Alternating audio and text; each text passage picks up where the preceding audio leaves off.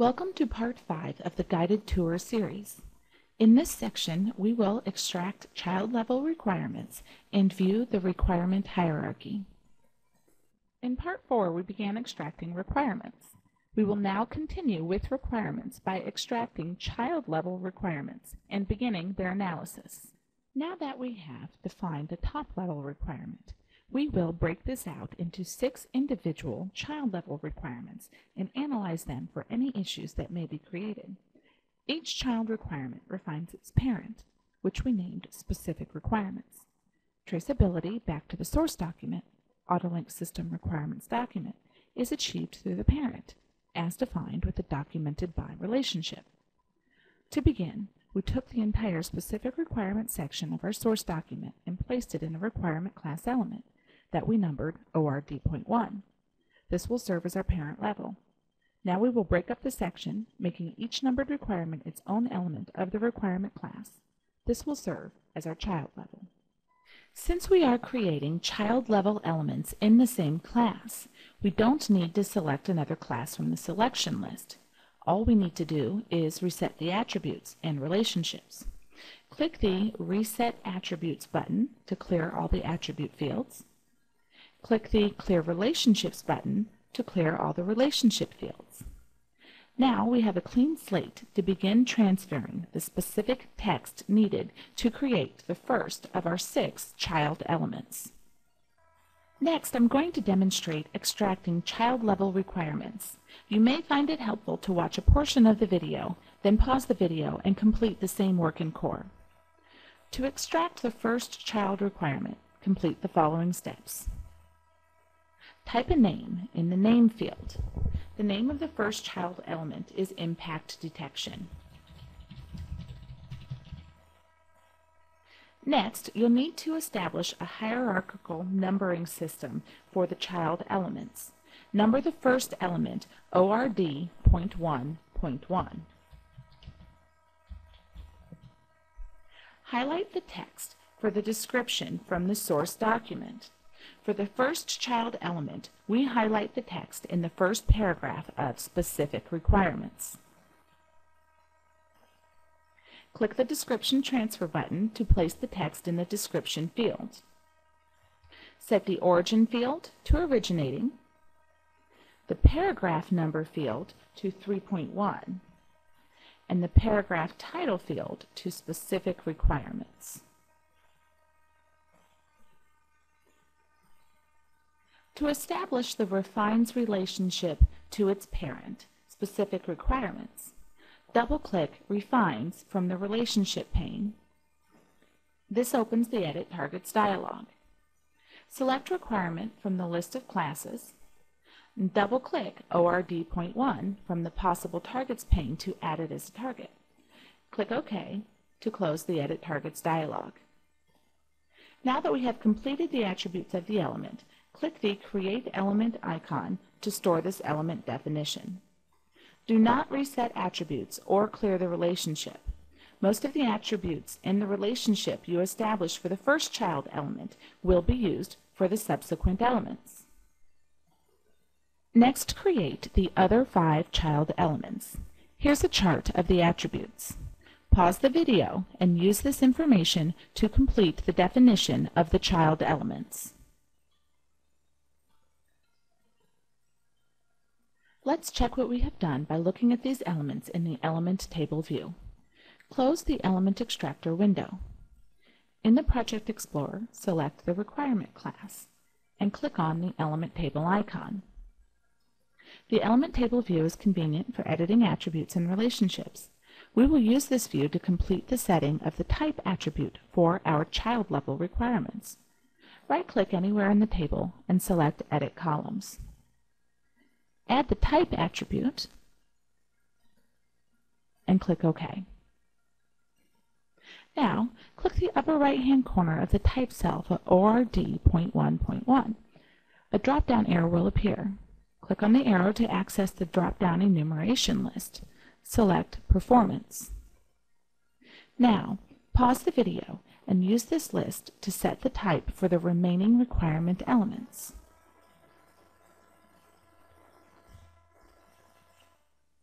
Now that the 6 child-level requirement elements have been created, let's view a requirements diagram from our top-level requirement. In the table, click in the name field of the specific requirements element to activate the view icons. Click on the Requirements Diagram icon from the toolbar to open a requirements diagram.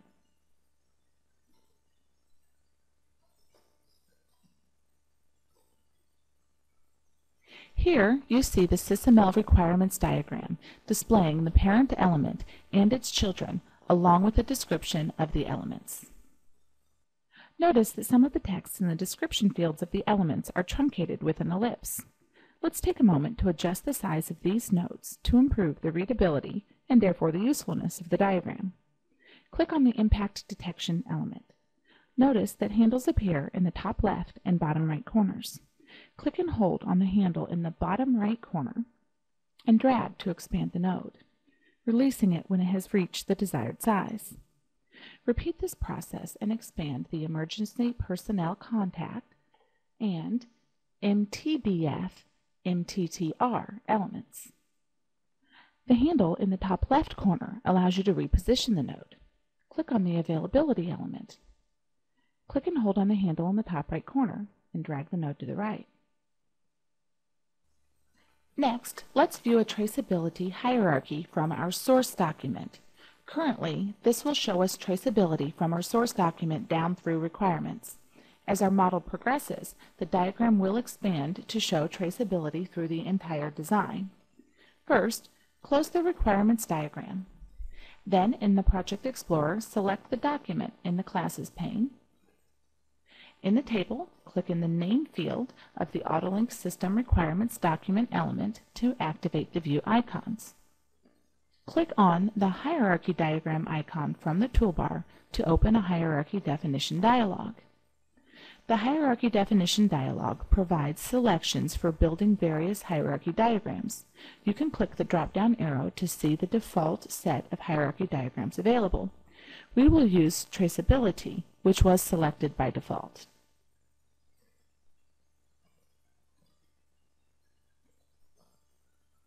Since the Autolink System Requirements document was the source from which we extracted the specific requirements, we now have traceability from the source through the second tier or child-level requirements. Notice that ORD.1.5 can be broken down further since it combines 2 requirements. So let's add another level of requirements by adding targets for the refined by relationship of ORD.1.5. Core allows us to create elements from a diagram. Using the traceability hierarchy diagram, we will create 2 additional originating requirements as targets of the refined by relationship for ORD.1.5 to break down the requirement to its lowest possible level. From the traceability hierarchy diagram, double-click ORD.1.5. This opens a property sheet of the element. In the property sheet window, double-click the refined by relationship to open the Edit Targets dialog. In the Edit Targets dialog, select Requirement from the list of target classes. Double-click Requirement. Type a name for the target. We will name the first one MTBF. Click OK. From the Edit Targets dialog, double-click Requirement again to create another target. We will name this one MTTR. Click OK. Now we have both requirements listed in the Targets pane. Click OK to close the Edit Targets dialog and close the property sheet for ORD.1.5. By default, hierarchy diagrams display 3 levels. A black dot in the upper left-hand corner of an icon, such as ORD.1.5, indicates that another level can be displayed. In order to see these added elements in our traceability hierarchy diagram, we need to change the diagram to display 4 levels. From the hierarchy diagram window, click the Diagram Options icon in the upper right-hand toolbar. This will open a Hierarchy Diagram Options dialog. Type 4 in the Levels field and click OK. The diagram is now updated to display 4 levels. Notice the 2 new elements are not numbered. Click on the ORD.1.5 element. Right-click and select Renumber Element. ORD.1.5 appears by default in the Renumber Element and Descendants dialog. You can specify how you want to sort elements when renumbering. Numeric by class appears by default. Click OK to renumber the elements. The only information that we have entered for each of our new third-level originating requirements is the number and the name. Let's complete their definition by filling in additional attributes. Close the Traceability Hierarchy Diagram.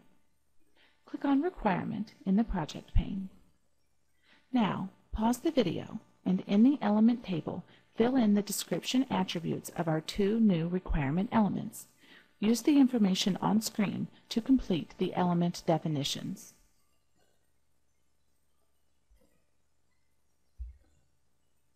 Now that we have extracted the source requirements, the requirements analysis begins.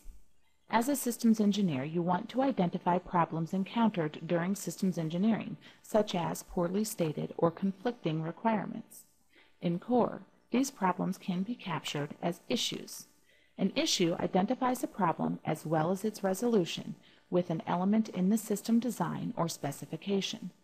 The primary application is documenting problems with requirements. In our source requirements, we have an explicit availability requirement statement. However, this is not consistent with the availability implied by the MTBF and MTTR requirements, since the availability formula A equals MTBF divided by the sum of MTBF plus MTTR results in a different availability than specified. Let's add an issue to ask for clarification on our originating requirements. Let's first set the Project Explorer to the Element Browser view by selecting the Element Browser icon. In the Project pane, double-click Issue to create an issue element. Name the element System Availability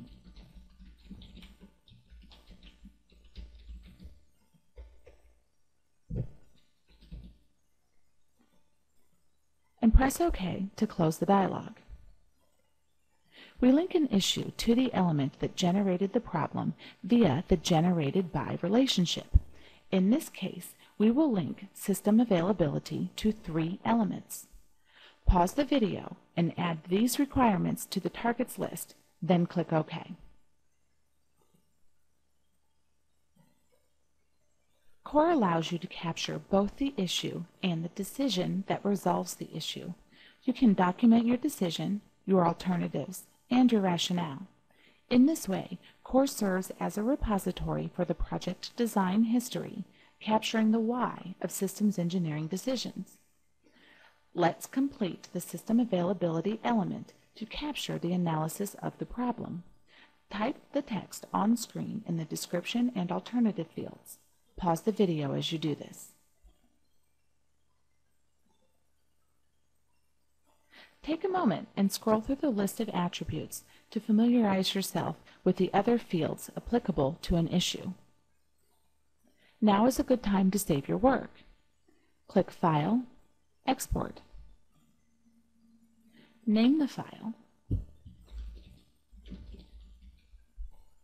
Select the location and click Save.